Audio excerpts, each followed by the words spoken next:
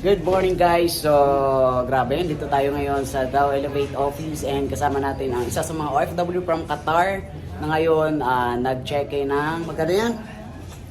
123,100 pesos. So, ayan, totoo, check-in nga. So, anong masasabi mo bilang OFW na ngayon pa-check-in na lang sa Dow Elevate? Ayan, so good Pakilala ka muna pala kasi di ka nila kilala.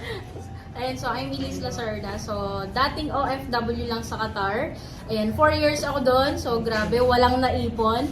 So, good news yan dahil merong opportunity, ayan, Dow Elevate, na nagbigay buhay sa pangarap ko na dati ay patay. Ayan, so, sa lahat ng mga business partners natin na OFW, kung nagawa ng isang babae na OFW, walang magulang, naniniwala ako, kung mahal mo yung parents mo, kung mahal mo yung anak mo na hindi mo kasama ngayon, kayang-kaya mo rin. Kasi sa tulong ng magandang sistema ng Ultimate Eagle International at ng team mo, alam kong magagawa mo rin, mag-check at makapag-for good kagaya.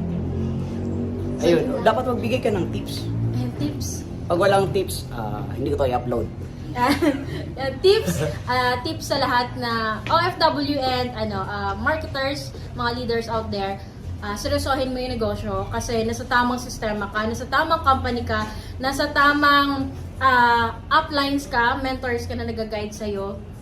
Wala nang excuses. Kung alam mo dapat yung priority mo kasi kapag alam mo yung priority mo, sigurado ako, grabe, uulan ng blessings bago matapos yung 2022, makukuha mo na yung first M mo, first check mo dito sa Dow Elevate. So, ikaw na po yung next. Thank you. Malupit, power, malupit malu.